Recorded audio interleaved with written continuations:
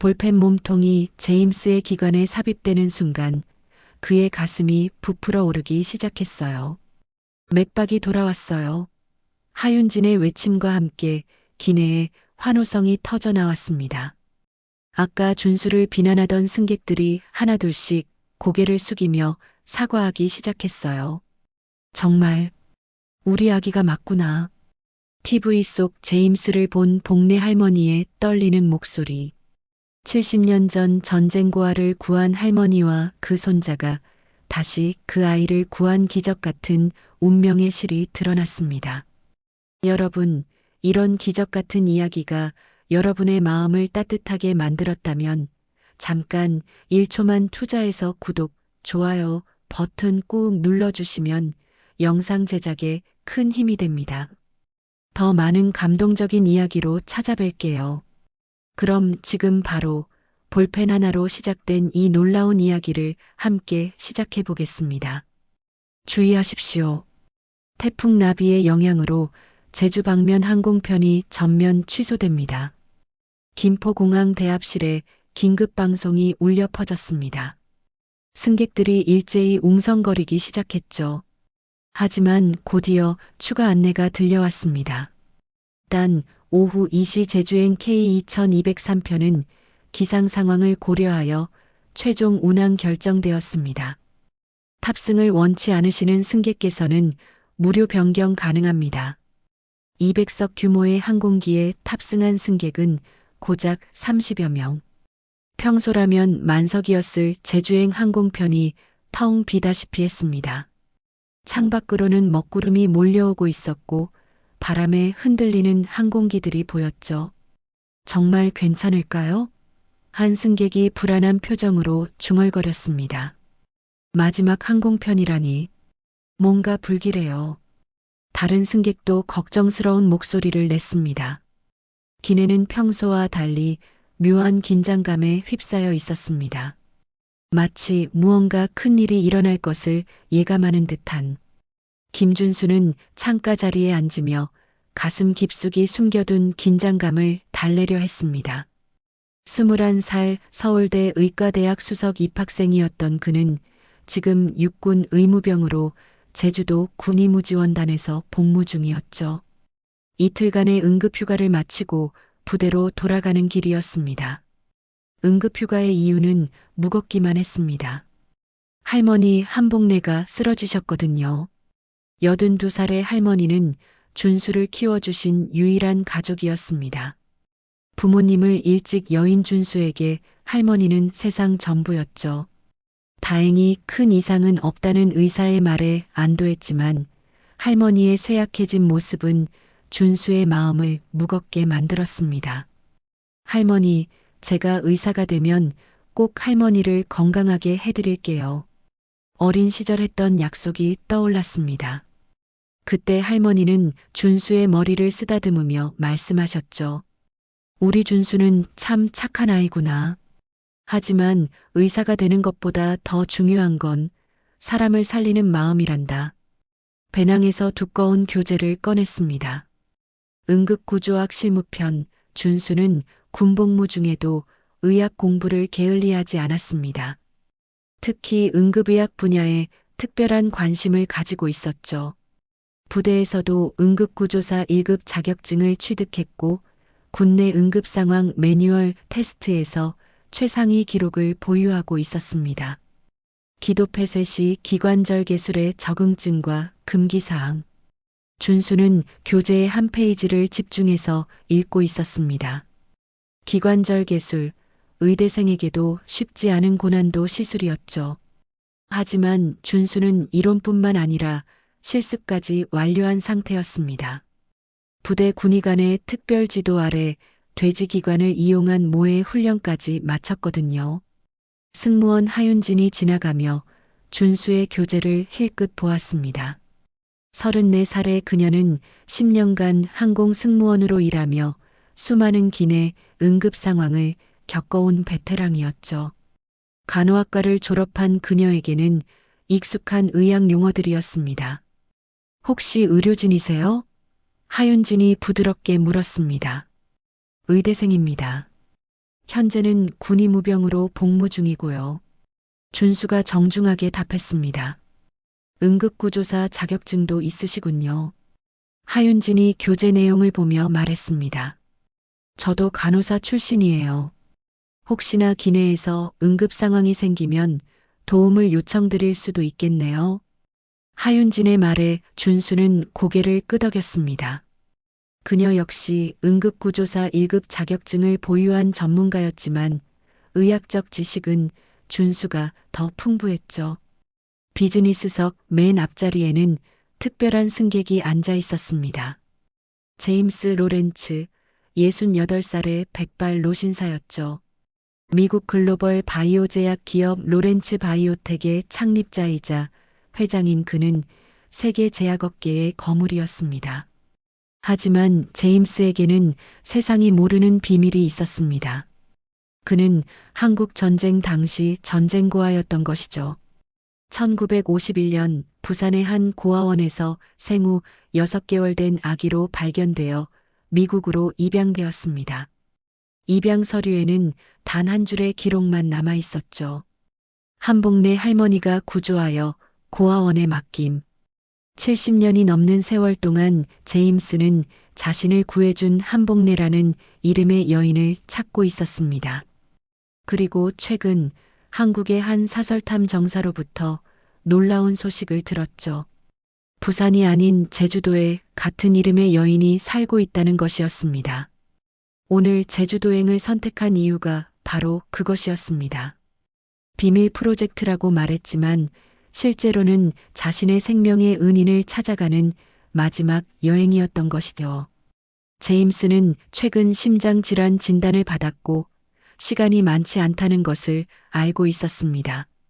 가슴 주머니에는 낡은 흑백 사진 한 장이 들어 있었습니다. 1951년 고아원에서 찍힌 유일한 사진, 한복래 할머니가 어린 자신을 안고 있는 모습이었죠. 사진 속 할머니는 20살 정도로 보였습니다. 지금쯤이면 90을 넘겼을 테지만 제임스는 여전히 만날 수 있기를 간절히 바라고 있었습니다. 비행기가 활주로를 달리기 시작했습니다. 창밖으로 서울의 마천루가 점점 작아져 갔죠. 구름 사이로 제주도의 한라산이 보이기 시작할 때쯤 아무도 예상하지 못한 일이 일어나려 하고 있었습니다. 제임스는 가슴 한편이 답답함을 느끼기 시작했습니다. 하지만 그는 단순한 긴장감 정도로 생각하며 깊게 숨을 들이마셨죠. 70년간 기다려온 만남을 앞둔 설렘 때문이라고 여겼습니다. 하늘은 점점 어두워지고 있었습니다. 태풍의 전조였죠. 하지만 정작 진짜 폭풍은 기내에서 일어나려 하고 있었습니다. 비행기가 순항 고도에 도달한 지 30분쯤 지나서였습니다. 제주도까지는 아직 1시간 정도 더 남은 상황이었죠. 대부분의 승객들이 오후의 나른함에 젖어 잠들어 있을 때 갑작스럽게 기내에 이상한 소음이 들리기 시작했습니다. 끄어, 끄어. 비즈니스석에서 들려오는 괴상한 소리였습니다. 처음에는 누군가 코를 고는 소리인 줄 알았죠. 하지만 그 소리는 점점 더 심해지고 있었습니다. 하윤진이 가장 먼저 이상함을 감지했습니다. 10년간의 경험으로 단순한 콧고리 소리가 아니라는 것을 직감적으로 알 수 있었거든요. 그녀는 서둘러 비즈니스석으로 향했습니다. 제임스 로렌츠가 좌석에서 몸을 비틀며 목을 움켜쥐고 있었습니다. 얼굴은 파랗게 질려 있었고 숨을 제대로 쉬지 못하고 있었죠. 그의 손은 자신의 목을 감싸며 무언가를 뱉어내려고 애쓰고 있었습니다. 손님, 괜찮으세요? 하윤진이 다급하게 물었습니다. 하지만 제임스는 대답할 수 없었습니다. 기도가 완전히 막힌 상태였거든요. 기내식으로 나온 견과류가 목에 걸렸던 것이죠. 평소 견과류 알레르기가 있다는 것을 알고 있었지만 한국 음식에 대한 그리움에 조금 맛만 보려다가 일어난 일이었습니다. 으악! 제임스가 좌석에서 바닥으로 쓰러졌습니다. 얼굴은 점점 더 파래지고 있었고 의식이 흐려지기 시작했습니다. 하윤진은 즉시 하임리 법을 시도했지만 소용이 없었습니다. 이물질이 너무 깊숙이 박혀 있었던 것이죠. 기내에 비상벨이 울렸습니다. 다른 승객들이 하나둘 깨어나기 시작했고 기내는 순식간에 소란스러워졌습니다. 의사 선생님 계십니까? 응급 상황입니다. 기장의 다급한 방송이 기내에 울려 퍼졌습니다. 하윤진은 필사적으로 제임스의 기도를 확보하려 했지만 상황은 점점 더 악화되고 있었습니다. 그때 준수가 자리에서 일어났습니다. 교재를 읽던 그는 상황의 심각성을 단번에 파악할 수 있었죠.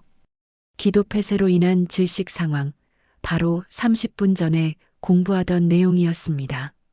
저 도와드릴게요. 준수가 하윤진에게 다가가며 말했습니다. 혹시 의사세요? 하윤진이 간절한 눈빛으로 물었습니다. 의대생입니다. 현재 군의무병으로 복무 중이고 응급구조사 1급 자격증 보유하고 있습니다. 준수가 침착하게 답하며 제임스의 상태를 확인했습니다. 맥박은 약해지고 있었고 호흡은 거의 정지 상태였습니다. 하임리의 법으로는 해결될 수 없는 상황이었죠. 이물질이 성대 아래쪽 깊숙이 박혀 있는 것으로 판단되었습니다. 기관절개가 필요합니다. 준수가 단호하게 말했습니다. 기내가 순간 정적에 빠졌습니다. 기관절개라는 말에 승객들이 경악했거든요. 미쳤나? 의사도 아닌 놈이 뭔 기관절개를. 한 승객이 소리쳤습니다. 사람 죽이려고 작정했나? 다른 승객도 거들었습니다. 그때 한 중년 남성이 벌떡 일어나며 소리쳤습니다. 아, 지금 뭐 하는 거야? 진짜 사람 죽이려고 작정했어? 그는 준수의 팔을 거칠게 잡아당김습니다. 당장 손 떼. 의사도 아닌 놈이 사람 목에 칼질을.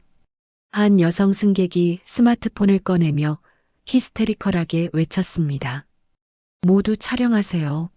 지금 기내에서 살인 미수가 벌어지고 있어요. 라이브 방송 시작합니다. 여러분, 지금 끔찍한 일이.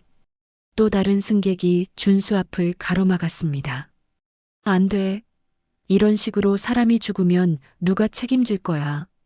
승무원님, 이 사람 당장 제지하세요. 기내는 완전한 패닉 상태가 되었습니다. 휴대폰 플래시가 번쩍거리고 비명소리와 항해 소리가 뒤섞였죠. 하지만 하윤진은 달랐습니다. 간호사 출신인 그녀는 준수의 판단이 옳다는 것을 알고 있었죠.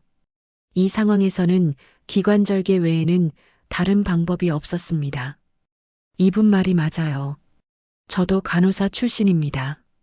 지금 상황에서는 기관절개만이 유일한 방법이에요. 하윤진이 승객들을 향해 외쳤습니다. 하지만 장비가 없잖아요. 준수가 말했습니다. 수술용 칼도 없고 기관절개용 튜브도 없어요. 그때 하윤진이 기내 응급의료 키트를 가져왔습니다. 하지만 역시 기관절개에 필요한 전문 장비는 없었습니다. 일반적인 응급처치용 도구들 뿐이었죠. 볼펜이 필요해요. 준수가 갑자기 말했습니다. 볼펜이요? 하윤진이 되물었습니다. 볼펜을 분해해서 임시 기관절개관으로 사용할 수 있어요. 플라스틱 몸통 부분을 이용하는 거죠. 준수가 설명했습니다. 승객 중 한 명이 볼펜을 건네주었습니다. 준수는 신속하게 볼펜을 분해하기 시작했습니다. 펜심을 빼내고 플라스틱 몸통만 남겼죠. 그리고 끝부분을 깨끗하게 다듬었습니다. 소독용 알코올 있나요? 준수가 물었습니다. 하윤진이 기내 응급키트에서 소독용 알코올 패드를 꺼냈습니다. 준수는 볼펜 몸통과 자신의 손을 꼼꼼히 소독했습니다. 제임스의 상태는 점점 더 위험해지고 있었습니다. 의식을 잃었고 맥박도 매우 약해진 상태였죠. 더 이상 지체할 시간이 없었습니다. 지금 하지 않으면 정말 위험해져요. 준수가 하윤진에게 말했습니다.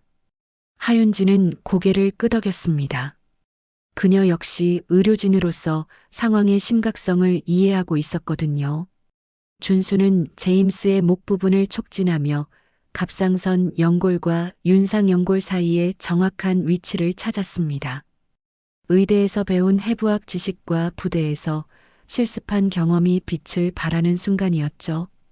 기내의 모든 승객들이 숨을 죽이고 지켜보고 있었습니다.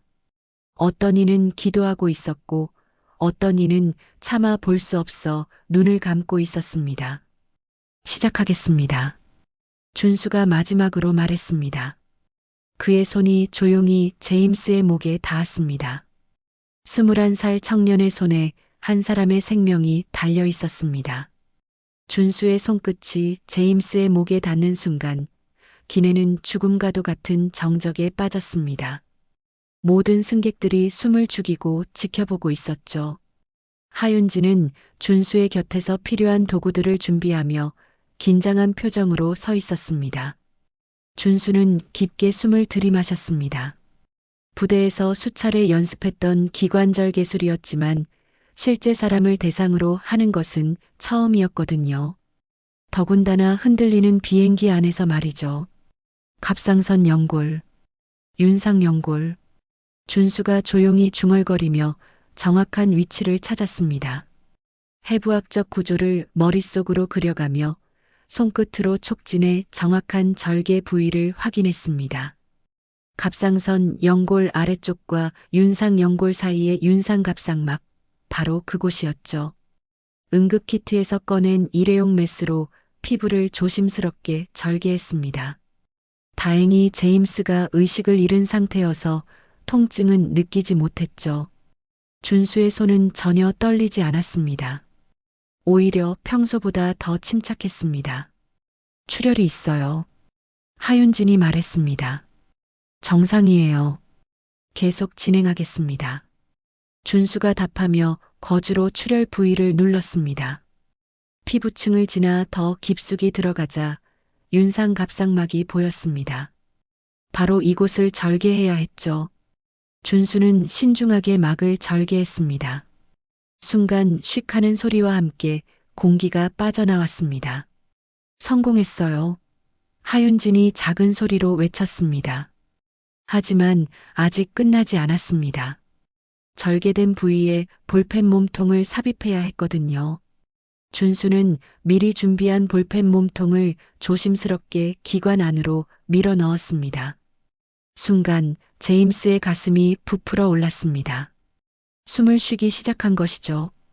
기내에서 작은 환호성이 터져 나왔습니다. 맥박이 돌아왔어요. 하윤진이 제임스의 손목을 짚으며 외쳤습니다. 제임스의 얼굴색이 서서히 돌아오기 시작했습니다. 파랗게 질렸던 얼굴이 점점 정상적인 색을 되찾고 있었죠. 산소가 뇌로 공급되면서 생명 징후가 안정되어 가고 있었습니다. 체온이 올라가고 있어요. 하윤진이 제임스의 이마에 손을 대며 말했습니다. 준수는 볼펜 몸통이 제대로 고정되도록 의료용 테이프로 고정했습니다. 그리고 제임스의 전체적인 상태를 점검했죠. 맥박, 호흡, 의식 수준을 차례로 확인했습니다. 기내의 승객들은 믿을 수 없다는 표정으로 지켜보고 있었습니다. 방금 전까지 죽음의 문턱에 있던 사람이 살아나는 기적을 목격한 것이죠. 이게 정말 가능한 일인가요? 한 승객이 조심스럽게 물었습니다. 응급 상황에서는 임시 방편으로 사용하는 방법입니다. 준수가 설명했습니다. 물론 병원에 도착하면 즉시 정식 기관절개관으로 교체해야 하지만요. 그때 제임스의 눈꺼풀이 살짝 떨렸습니다. 의식이 돌아오고 있는 것이죠. 준수와 하윤진은 긴장한 표정으로 그를 지켜봤습니다. 제임스가 천천히 눈을 떴습니다. 처음에는 어리둥절한 표정이었지만 점차 상황을 파악하기 시작했죠. 목에 뭔가 이상한 것이 있다는 것을 느꼈습니다. 괜찮으세요? 응급처치를 받으신 거예요. 준수가 부드럽게 말했습니다. 제임스는 말을 하려 했지만 기관절 개관 때문에 소리가 나지 않았습니다. 하지만 그의 눈빛으로 고마움을 표현하고 있었죠. 하윤진이 종이와 펜을 가져왔습니다. 제임스가 뭔가 쓰려고 했지만 아직 손에 힘이 없었습니다. 대신 준수의 손을 꽉 잡았습니다. 그 악력에서 진심 어린 감사의 마음이 느껴졌죠. 기장님, 응급 상황이 해결되었습니다. 하윤진이 조종석에 무전으로 보고했습니다. 하지만 병원으로 즉시 이송이 필요합니다. 알겠습니다. 제주공항에 응급의료진 대기 요청하겠습니다. 기장의 답변이 들려왔습니다. 기내의 분위기가 완전히 바뀌었습니다. 처음에 준수를 의심했던 승객들도 이제는 경외의 눈빛으로 그를 바라보고 있었죠. 정말 대단하세요. 어떻게 그런 용기를? 한 승객이 감탄하며 말했습니다. 용기라기보다는 의무였습니다. 준수가 겸손하게 답했습니다. 의료인이라면 당연히 해야 할 일이죠. 하윤진은 준수를 새로운 시각으로 바라보고 있었습니다. 의대생이라고는 했지만 이 정도 수준의 응급처치를 할 수 있는 사람은 흔치 않았거든요. 더군다나 극한 상황에서 전혀 당황하지 않고 침착하게 대처하는 모습이 인상적이었습니다. 제임스는 여전히 준수의 손을 놓지 않고 있었습니다. 그의 눈에는 감사함과 함께 뭔가 특별한 감정이 스며들어 있었죠. 마치 운명적인 만남을 예감하는 듯한 표정이었습니다. 비행기는 이제 제주도 상공에 도달했습니다. 창밖으로 한라산의 웅장한 모습이 보였죠. 하지만 아무도 풍경에 신경 쓰지 않았습니다. 모든 관심은 기적적으로 살아난 제임스와 그를 구한 젊은 의무병에게 집중되어 있었거든요. 곧 착륙합니다. 응급의료진이 대기하고 있으니 걱정하지 마세요. 준수가 제임스에게 말했습니다. 제임스는 고개를 끄덕이며 감사의 표정을 지었습니다. 그의 마음속에는 단순한 고마움을 넘어선 특별한 감정이 자리 잡고 있었죠. 이 젊은이와의 만남이 우연이 아닐 수도 있다는 생각이 들었거든요. 하지만 몇몇 승객들은 여전히 의심의 눈초리를 거두지 않았습니다. 그래도 위험한 짓이었어. 만약 잘못됐다면? 운 좋게 살았을 뿐이지 죽을 뻔했잖아. 인터넷에는 이미 기내 무면허 수술 논란이라는 제목의 영상들이 실시간으로 퍼져나가고 있었습니다. 댓글에는 비난과 옹호가 극명하게 갈렸죠. 의대생이 뭔 수술을 해? 완전 위험한 놈이네. 사람 죽일 뻔했으면서 영웅행세? 하지만 동시에 반박하는 댓글들도 달렸습니다. 그래도 사람 살렸잖아. 의사들도 인정한 완벽한 처치였다는데? 그때 아까 촬영했던 여성 승객이 준수에게 다가왔습니다. 얼굴이 창백해진 채로 말이죠. 죄송해요. 제가 너무 성급했네요. 그녀가 떨리는 목소리로 말했습니다. 다른 승객들도 하나둘씩 준수에게 사과하기 시작했습니다. 정말 미안합니다. 상황을 제대로 파악하지 못했어요. 촬영한 영상 다 지울게요. 하지만 이미 몇몇 영상은 SNS에 업로드된 상태였습니다. 기내 무면허 의료행위 논란이라는 제목으로 퍼져나가고 있었죠. 준수는 이 사실을 아직 모르고 있었습니다. 비행기가 서서히 고도를 낮추기 시작했습니다. 제주공항이 점점 가까워지고 있었죠. 하지만 이들의 진짜 이야기는 이제 막 시작되려 하고 있었습니다. 제주공항 활주로에 비행기가 착륙하자마자 응급의료진들이 대기하고 있었습니다. 구급차, 소방차, 그리고 공항 의료진까지 총출동한 상황이었죠. 기장이 사전에 상황의 심각성을 정확히 전달했던 것입니다. 환자 상태 어떻습니까? 응급의학과 전문의가 기내로 뛰어들어오며 물었습니다. 기도 폐쇄로 인한 질식 상황이었습니다. 임시 기관절 개술로 기도 확보했고 현재 활력 징후는 안정적입니다. 준수가 전문적으로 보고했습니다. 의료진들은 준수의 정확한 의학용어 사용에 놀랐습니다. 일반인이 할 수 있는 수준이 아니었거든요. 혹시 의료진이세요? 응급의학과 의사가 물었습니다. 서울대 의과대학 재학 중이고 현재 군의무병으로 복무하고 있습니다. 준수가 답했습니다. 의료진들이 제임스를 들것에 옮기며 상태를 점검했습니다. 임시로 만든 기관절개관이 완벽하게 기능하고 있었죠. 전문의는 감탄을 금치 못했습니다. 정말 깔끔하게 처치하셨네요. 절개 위치도 정확하고 각도도 완벽합니다. 의사가 준수에게 말했습니다. 하지만 상황은 그리 간단하지 않았습니다. 제임스가 들것에 실려 나가자마자 공항 경비실에서 여러 사람들이 나타났거든요. 군복을 입은 헌병들도 함께였습니다. 김준수 의무병이시죠? 헌병 중령이 다가오며 물었습니다. 그렇습니다. 준수가 경직된 자세로 답했습니다. 함께 가셔야겠습니다. 조사를 받으셔야 해요. 중령이 말했습니다. 승객들이 웅성거리기 시작했습니다. 사람을 살린 영웅을 왜 조사하느냐는 항의가 터져나왔죠. 잠깐요. 이분이 사람 목숨을 구했는데 왜 조사를 받아야 하나요? 한 승객이 큰 소리로 외쳤습니다. 그렇잖아요.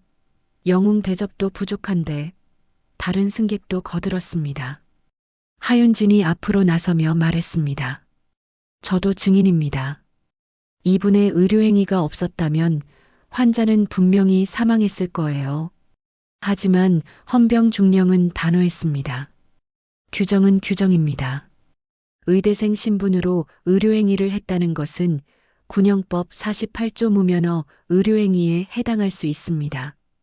준수는 침착하게 고개를 끄덕였습니다. 알겠습니다. 따르겠습니다. 공항 조사실로 향하는 준수를 보며 승객들은 분개했습니다.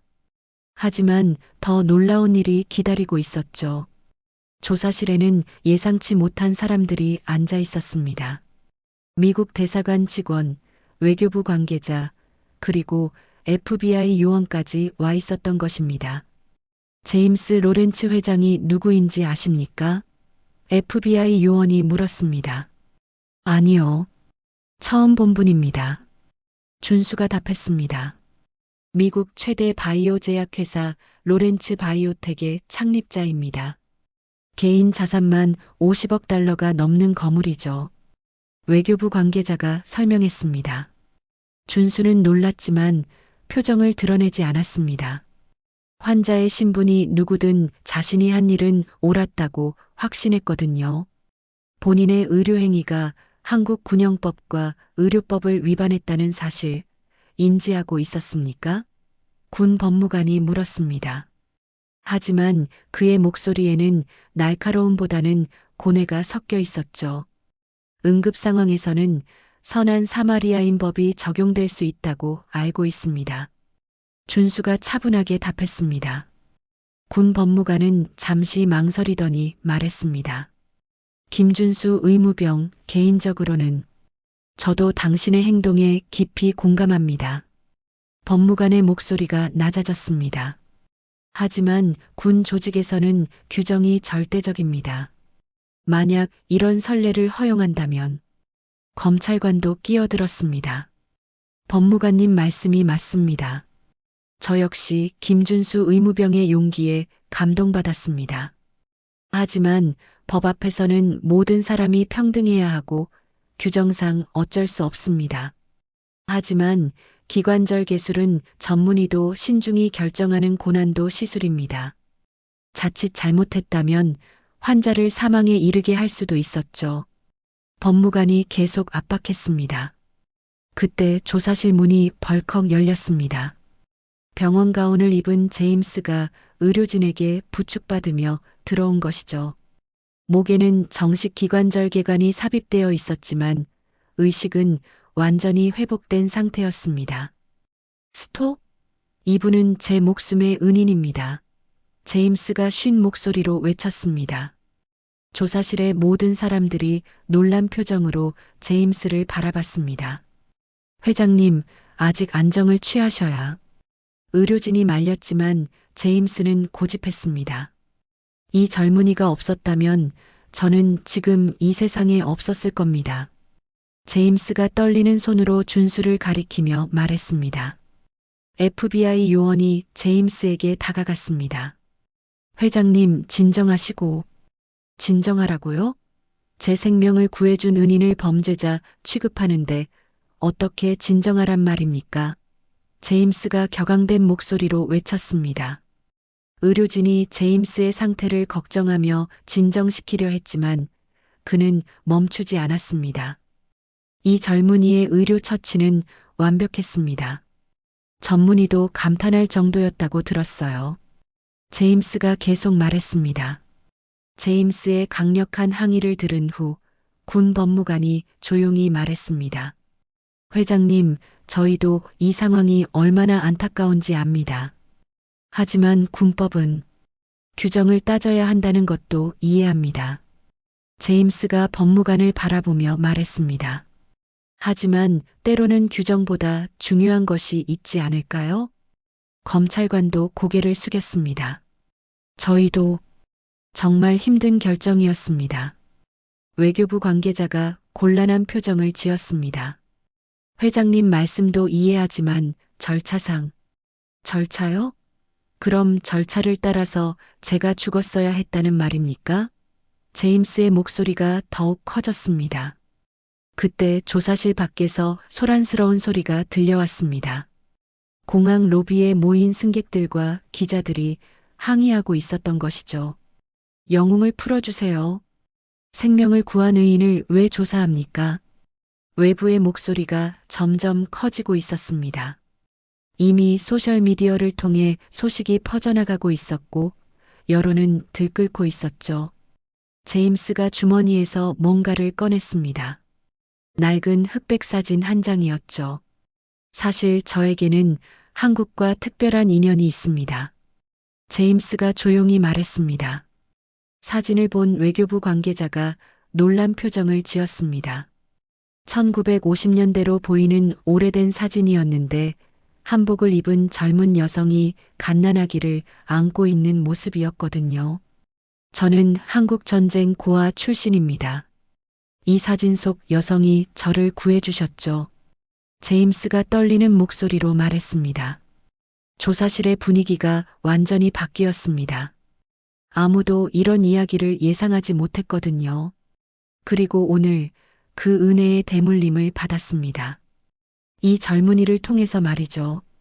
제임스가 준수를 바라보며 말했습니다. 제임스가 꺼낸 낡은 흑백 사진을 본 순간 조사실의 분위기는 완전히 달라졌습니다.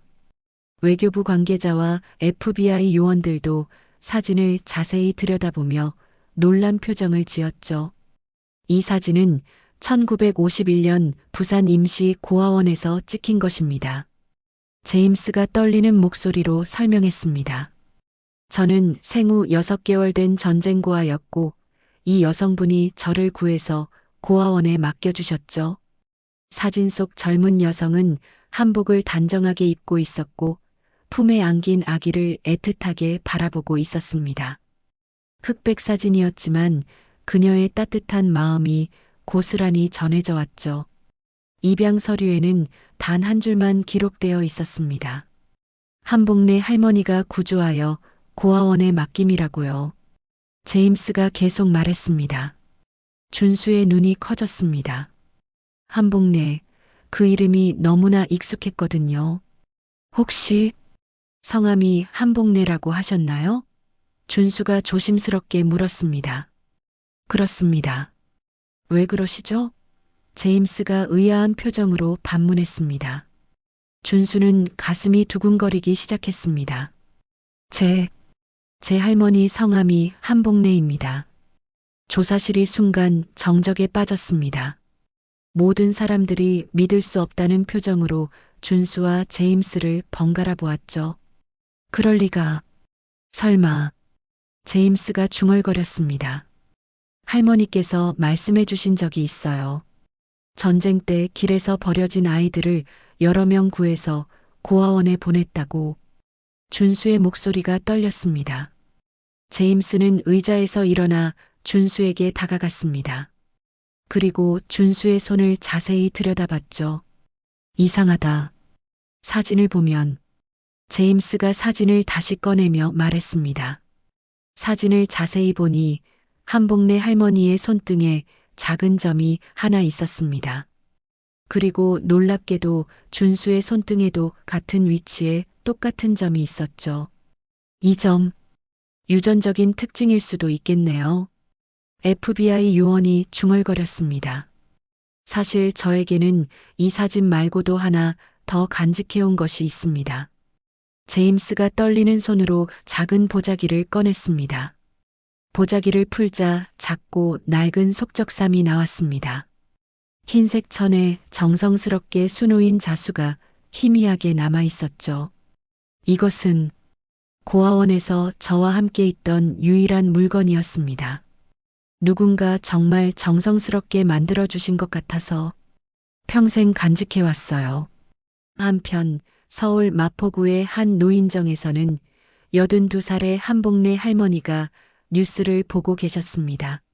한편 서울 마포구의 한 노인정에서는 82살의 한복래 할머니가 뉴스를 보고 계셨습니다. 오후 시간대 뉴스에서 제주도 항공기 응급 상황 소식이 나오고 있었거든요. 제주행 항공편에서 발생한 응급 상황을 군의무병 김준수 씨가 기관절 개술로 해결했습니다. 환자는 미국의 유명 기업인 제임스 로렌츠 회장으로. 뉴스에서 제임스의 사진이 나오자 복래 할머니의 손이 떨리기 시작했습니다. 이 얼굴 어디서 봤지?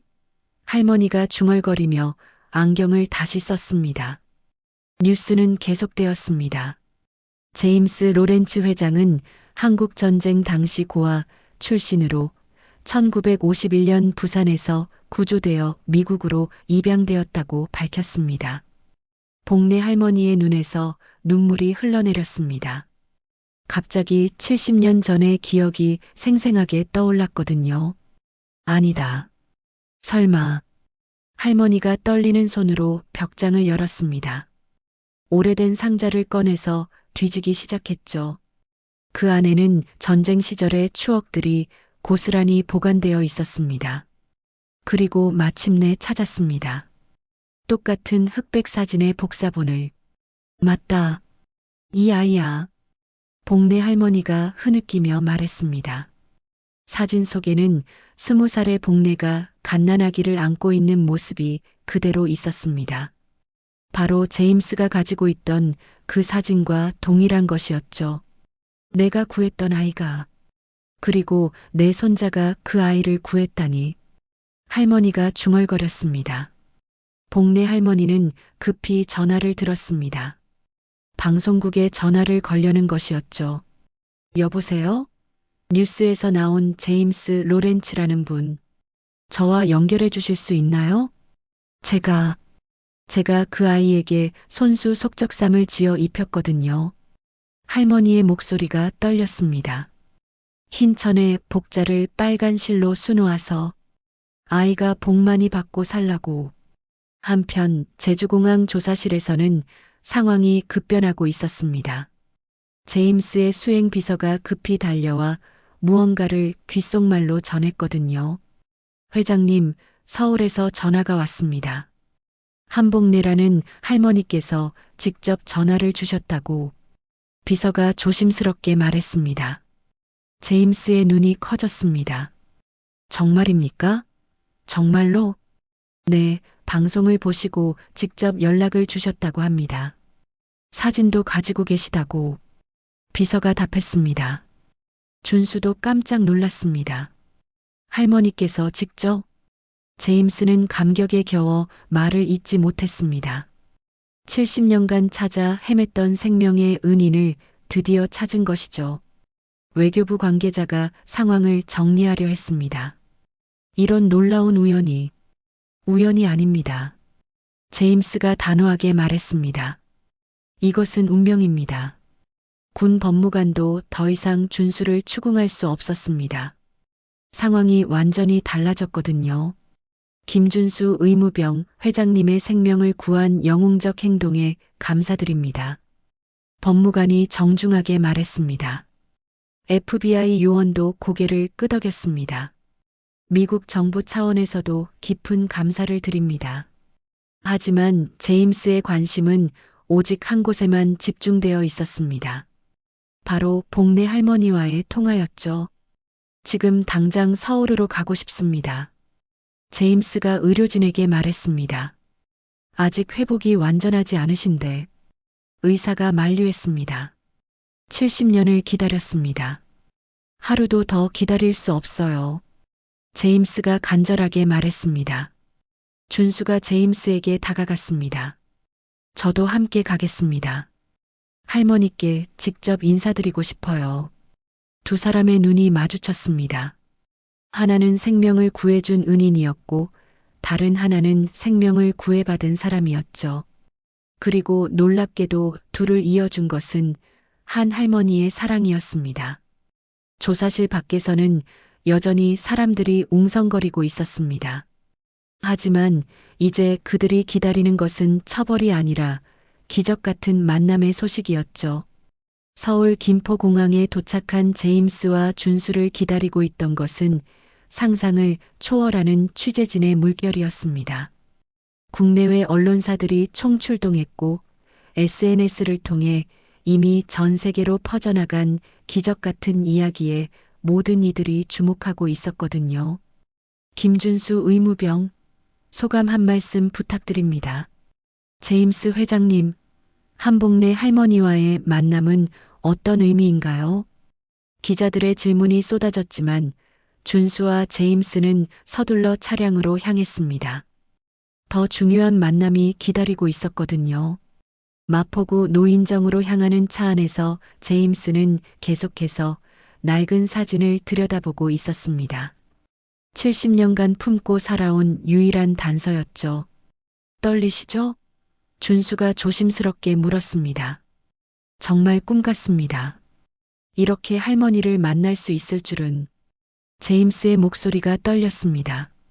할머니는 정말 따뜻하신 분이세요. 저를 키워주시면서 한 번도 힘든 내색을 하신 적이 없거든요. 준수가 말했습니다. 제임스는 준수를 바라보며 말했습니다. 할머니께서 당신을 정말 잘 키우셨군요. 그 마음씨를 보면 알 수 있어요. 노인정에 도착하자 이미 많은 사람들이 모여 있었습니다. 동네 주민들과 기자들, 그리고 지역 공무원들까지 나와 있었죠. 하지만 모든 관심은 노인정 안쪽에 계신 한복내 할머니에게 집중되어 있었습니다. 복내 할머니는 평소 입던 한복을 단정히 차려입고 계셨습니다. 82살의 나이에도 불구하고 정신은 또렷했고 눈빛은 여전히 따뜻했죠. 준수가 먼저 들어가 할머니께 인사를 드렸습니다. 할머니, 제가 왔어요. 아이고, 우리 준수야. 복내 할머니가 손자를 보며 미소를 지었습니다. 뉴스에서 봤다. 정말 기특하더구나. 할머니, 특별한 분을 모셔왔어요. 준수가 말하며 제임스를 안내했습니다. 문이 열리고 제임스가 들어오는 순간 복내 할머니의 눈에서 눈물이 흘러내렸습니다. 70년의 세월이 흘렀지만 그 아기의 면모를 알아볼 수 있었거든요.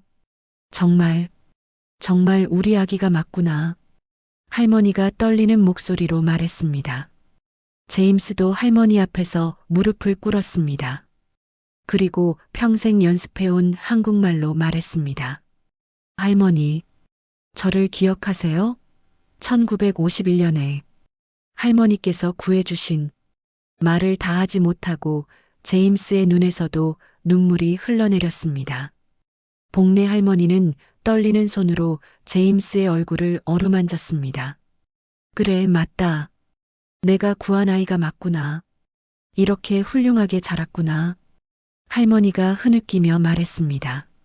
제임스가 속적삼을 꺼내 보여드리자 할머니의 눈에서 눈물이 쏟아져 내렸습니다.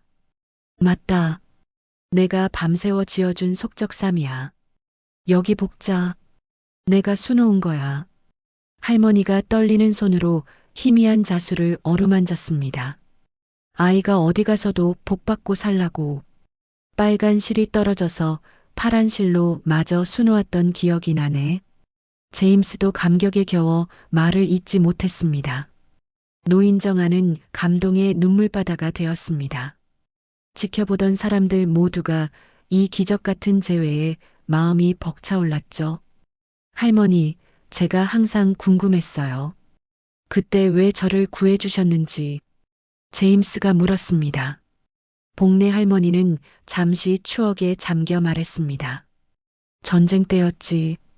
부산 피난길에서 너를 발견했는데 너무 작고 가엾어서 그냥 지나칠 수가 없더구나. 내 품에 안고 고아원까지 걸어갔지. 그때 할머니 나이가 어떻게 되셨어요? 제임스가 물었습니다. 20살이었지. 나도 어린 나이였는데 어찌나 소중해 보이던지. 할머니가 미소를 지었습니다. 제임스는 감격에 겨워 할머니의 손을 꽉 잡았습니다. 할머니 덕분에 제가 살 수 있었고 미국에서 좋은 가정에 입양되어 행복하게 살았습니다. 그리고 지금은 많은 사람들을 도울 수 있는 일을 하고 있어요. 그래, 착한 아이로 자랐구나. 할머니가 제임스의 머리를 쓰다듬었습니다. 그때 준수가 말했습니다. 할머니, 정말 신기해요. 할머니께서 구해주신 분을 제가 다시 구하게 되다니. 복내 할머니는 준수와 제임스를 번갈아 보며 말했습니다. 이게 다 인연이구나. 하늘이 맺어준 인연이야. 제임스가 가져온 사진을 할머니께 보여드렸습니다.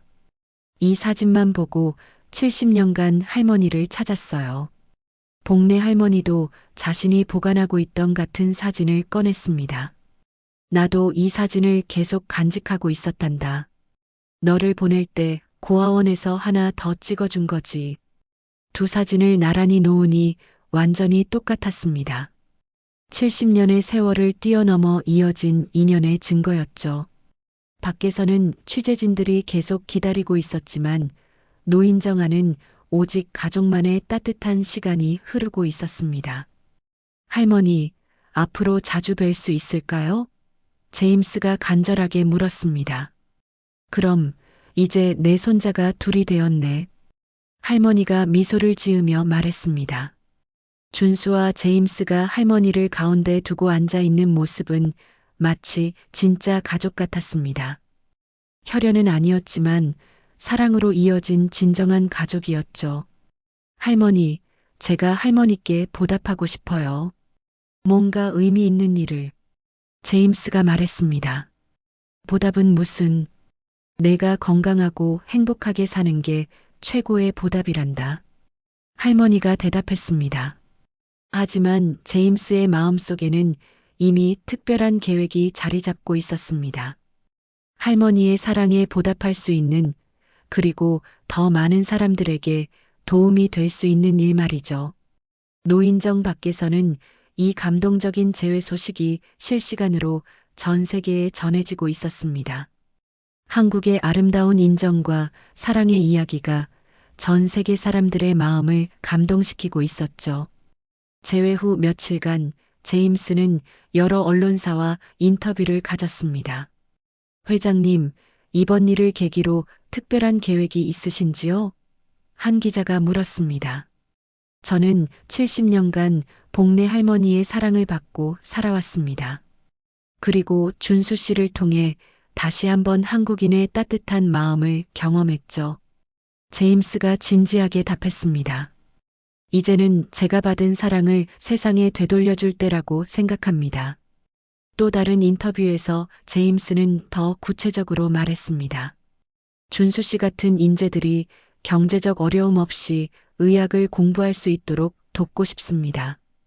한국의 의료 발전에 기여할 수 있다면 그것만큼 의미 있는 일은 없을 것 같아요. 복내 할머니도 제주도에서 돌아온 제임스를 만나며 말했습니다. 제임스야, 내가 받은 사랑을 다른 아이들에게도 나눠주면 참 좋겠구나. 할머니, 저도 그렇게 생각하고 있어요. 할머니 이름으로 재단을 만들어서 많은 젊은이들을 도우고 싶습니다. 이런 인터뷰들이 계속 보도되면서 국민들은 제임스가 뭔가 큰 결심을 하고 있다는 것을 예감하고 있었습니다. 복내 할머니와의 재회 후 2주가 지났습니다. 그동안 제임스는 여러 언론 인터뷰를 통해 한국에 대한 특별한 애정과 감사를 표현해 왔습니다. 그리고 곧 의미 있는 발표가 있을 것이라며 기대감을 높여왔죠. 전 세계 언론이 이 감동적인 이야기를 보도했고 준수는 하루아침에 국민적 영웅이 되었습니다. 하지만 정작 당사자인 준수는 여전히 제주도 부대에서 묵묵히 자신의 임무를 수행하고 있었습니다. 그런데 예상치 못한 소식이 들려왔습니다. 군사법원에서 준수에 대한 정식 조사를 시작한다는 것이었죠. 생명을 구한 영웅적 행위에도 불구하고 의대생 신분으로 의료행위를 했다는 점이 여전히 문제가 되고 있었습니다. 김준수 의무병 군사법원 출석 명령이 내려졌습니다. 부대 간부가 공식적으로 통보했습니다. 준수는 담담하게 받아들였습니다. 알겠습니다. 하지만 이 소식이 알려지자 국민들의 분노가 폭발했습니다. 청와대 국민청원 게시판에는 생명을 구한 영웅을 처벌하지 말라는 청원이 올라왔고 단 하루 만에 50만 명이 동참했죠. 이게 말이 됩니까? 사람 살린 게 죄가 된다는 게 규정도 중요하지만 생명이 더 소중하잖아요. 온라인과 오프라인을 가리지 않고 준수를 지지하는 목소리가 쏟아져 나왔습니다. 제임스도 가만히 있을 수 없었습니다. 그는 즉시 한국의 최고 변호사들을 고용했고 미국 대사관을 통해 한국 정부에 공식적인 의견서를 전달했습니다. 김준수 씨는 제 생명의 은인입니다.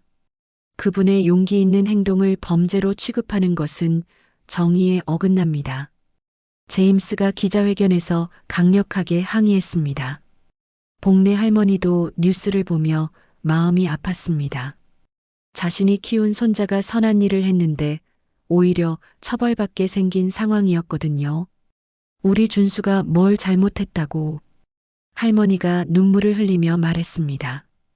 군사법원 재판 당일 법원 앞에는 수백 명의 시민들이 모여 있었습니다. 준수를 구하자, 생명을 구한 영웅을 지키자는 피켓을 들고 응원하고 있었죠. 법정 안에는 준수와 변호인단, 그리고 검찰 측이 자리를 잡았습니다. 방청석에는 제임스와 복내 할머니, 그리고 하윤진까지 와 있었습니다.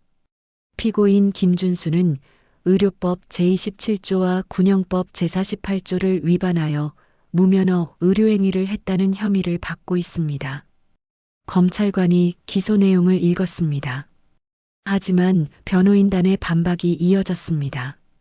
피고인의 행위는 응급의료에 관한 법률 제5조의 응급의료 종사자 의무와 선한 사마리아인 법의 보호를 받는 정당한 응급처치였습니다.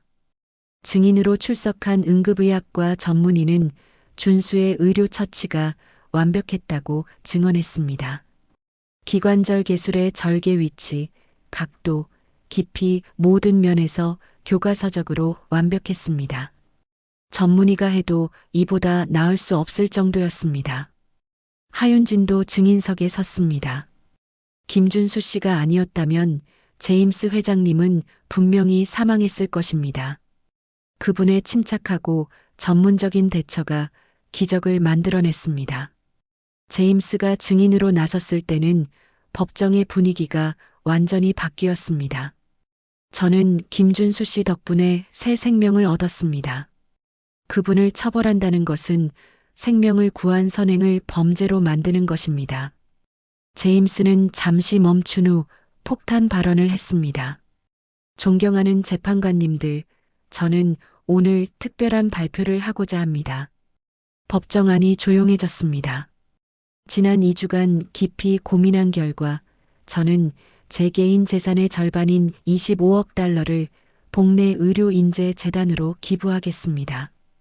법정이 술렁거렸습니다. 25억 달러, 한국 돈으로 약 3조 원에 달하는 엄청난 금액이었거든요. 제임스는 잠시 감정을 추스른 후 계속 말했습니다. 사실 어젯밤 저는 6개월 전 기내에서 촬영된 영상들을 다시 보았습니다. 제임스의 목소리가 떨렸습니다. 그 영상에는 김준수 씨가 온갖 비난과 오해를 받으면서도 오직 한 사람의 생명을 구하는 일에만 집중하는 모습이 담겨 있었습니다. 법정이 조용해졌습니다. 저 젊은이가 이런 비난을 받으면서도 흔들림 없이 저를 살려냈습니다. 이것이 진정한 의사의 모습이 아니겠습니까? 제임스의 눈에서 눈물이 흘러내렸습니다. 이 재단은 김준수 씨와 같은 선한 의료인재들을 양성하는 데 쓰일 것입니다. 그리고 재단의 첫 번째 장학생은 물론 김준수 씨가 될 것입니다. 복내 할머니는 깜짝 놀라며 눈물을 흘렸습니다. 자신의 이름을 딴 재단이라니요. 준수는 당황하며 일어났습니다. 회장님, 그런 큰 은혜는 받을 수 없습니다. 하지만 제임스는 미소를 지으며 말했습니다. 이것은 은혜가 아닙니다.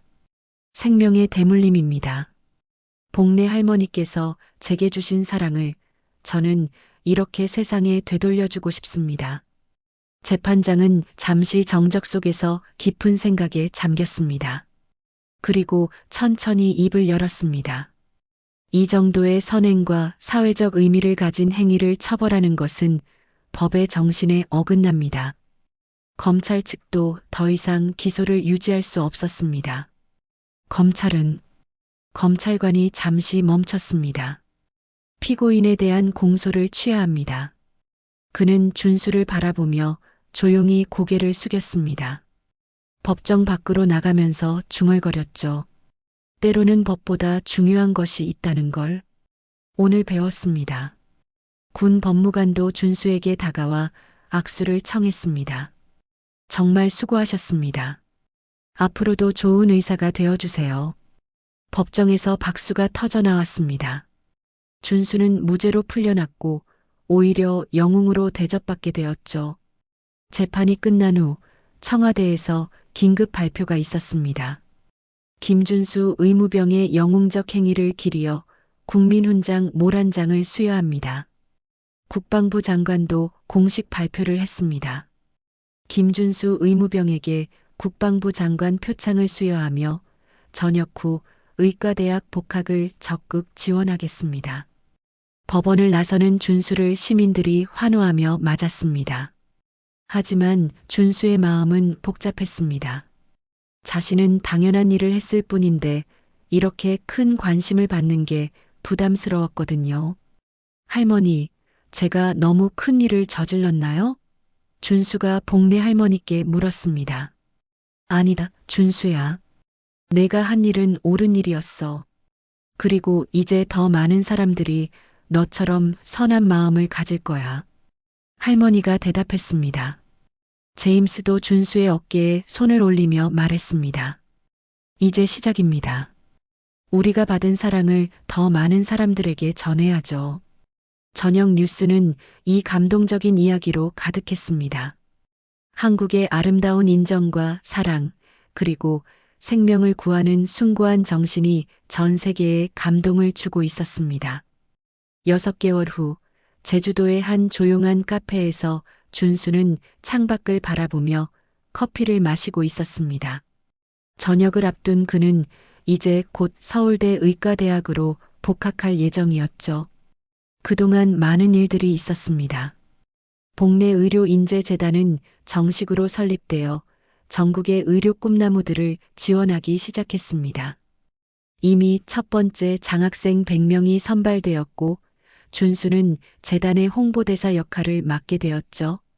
제주도 곳곳에서는 준수를 본받겠다며 군 의료병과에 지원하는 젊은이들이 늘어났습니다.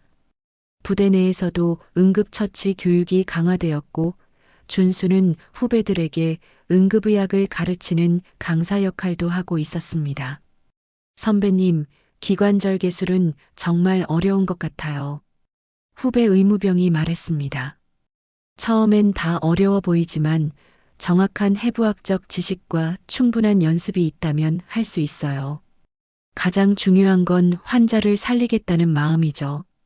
준수가 차분하게 답했습니다. 복내 할머니는 마을회관에서 한방응급처치 봉사단을 새롭게 결성했습니다. 82살의 나이에도 불구하고 젊은 사람들 못지않게 활발하게 활동하고 계셨죠. 할머니들, 오늘은 심폐소생술을 배워볼 거예요. 복내 할머니가 마을 어르신들에게 말했습니다. 복내야, 우리 나이에 그런 걸 어떻게 해? 한 할머니가 웃으며 말했습니다. 나이가 뭐가 중요해요? 사람 살리는데 나이가 어디 있나요? 복내 할머니가 당당하게 답했습니다. 제임스는 한국과 미국을 오가며 재단 운영에 전념하고 있었습니다. 최근에는 아예 서울에 사무실을 차리고 한국에 머무는 시간을 늘렸죠.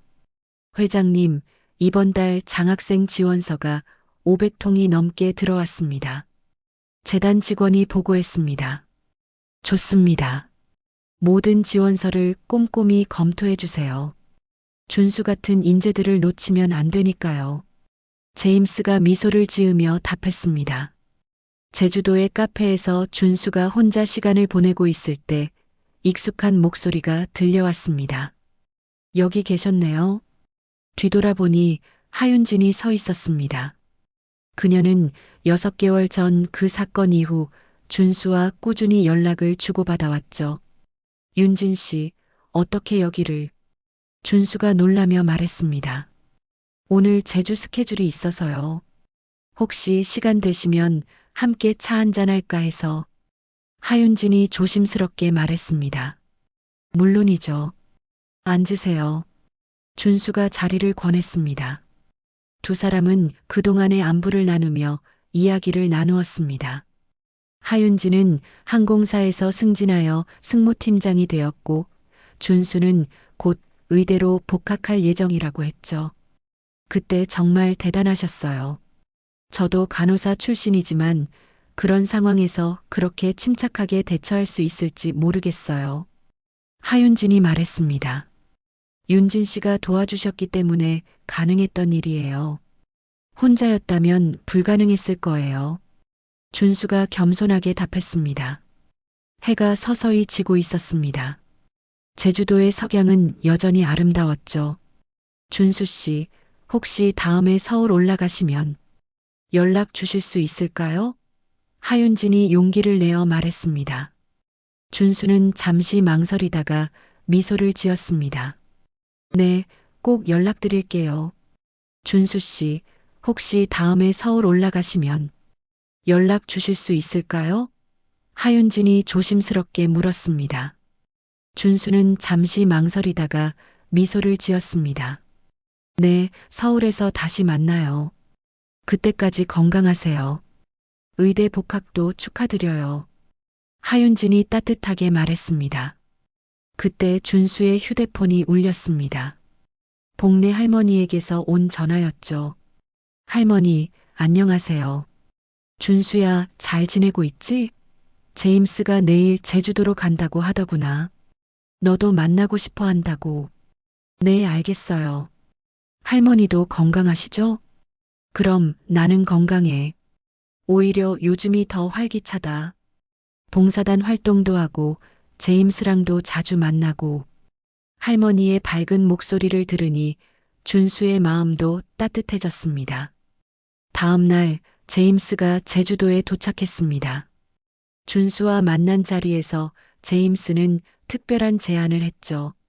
그런데 준수야, 제임스가 진지하게 말했습니다. 복내 할머니께서 자랑스러워 하시더군요. 우리 준수가 정말 의젓한 의사가 될 거야 하시면서요. 준수, 의대 졸업 후에 미국에서 연수를 받아보는 건 어떨까요? 최고의 응급의학 프로그램을 소개해 드릴 수 있어요. 감사합니다만 저는 한국에서 한국 사람들을 치료하고 싶어요. 준수가 정중하게 답했습니다. 제임스는 준수의 답변에 더욱 감동받았습니다. 역시 복내 할머니가 키우신 손자답네요. 그럼 한국의 최고의 응급의료센터를 만들어 보는 건 어떨까요? 그런 큰일을. 준수가 당황했습니다. 재단에서 전폭적으로 지원하겠습니다. 당신 같은 의료진들이 마음껏 환자를 살릴 수 있는 환경을 만들고 싶어요. 준수는 잠시 생각에 잠겼습니다. 그리고 천천히 고개를 끄덕였죠. 좋습니다. 하지만 조건이 있어요. 어떤 조건인가요? 그 센터에서는 경제적 사정에 관계없이 모든 환자를 받아야 합니다. 그리고 의료진 교육 프로그램도 함께 운영해야 해요. 제임스는 크게 웃으며 손을 내밀었습니다. 약속하죠. 두 사람이 악수하는 순간 하늘에서 비행기 한 대가 지나갔습니다. 6개월 전 그들의 운명을 바꾼 제주행 항공편과 같은 기종이었죠. 저녁이 되어 준수는 다시 혼자 바닷가를 걸었습니다. 파도 소리를 들으며 지난 6개월을 되돌아봤죠. 평범한 의대생이었던 자신이 이렇게 많은 사람들과 인연을 맺게 될 줄은 꿈에도 몰랐습니다. 그때 뒤에서 익숙한 목소리가 들려왔습니다. 추울 텐데 스카프는 왜 안 하고 다녀요? 돌아보니 하윤진이 서 있었습니다. 그녀도 같은 색깔의 스카프를 하고 있었죠. 윤진 씨, 어떻게 여기를? 마지막 비행 스케줄이었어요. 혹시나 해서 와봤는데. 하윤진이 미소를 지었습니다. 두 사람은 나란히 바닷가를 걸었습니다. 파도 소리가 배경음악처럼 흘러왔죠. 서울 가시면 정말 연락 주실 거죠? 하윤진이 조심스럽게 물었습니다. 약속드렸잖아요. 준수가 답하며 그녀의 손을 살짝 잡았습니다. 하윤진의 손이 따뜻했습니다. 두 사람은 아무 말 없이 그렇게 손을 잡고 걸었죠. 휴대폰에 메시지가 도착했습니다. 하윤진에게서 온 것이었죠. 오늘 즐거웠어요. 서울에서 좋은 의사 되시길 응원할게요. 준수는 미소를 지으며 답장을 보냈습니다. 고마워요. 윤진 씨도 건강하세요. 준수는 미소를 지으며 답장을 보냈습니다. 네, 약속해요. 바다 위로 달이 떠오르고 있었습니다. 준수는 깊게 숨을 들이마셨죠. 앞으로 더 많은 생명을 구하고 더 많은 사람들에게 희망을 주는 의사가 되고 싶다는 다짐을 했습니다. 복내 할머니의 사랑으로 시작된 이야기는 이제 새로운 장을 열어가고 있었습니다. 볼펜 하나로 시작된 기적이 전 세계로 퍼져나가며 더 많은 사람들에게 생명의 소중함과 사랑의 힘을 전해주고 있었죠. 하늘의 별들이 반짝이며 이들의 아름다운 이야기를 축복하는 것 같았습니다. 우리는 모두 서로에게 생명이었고 그 생명은 사랑으로 이어져 영원히 계속될 것이었습니다.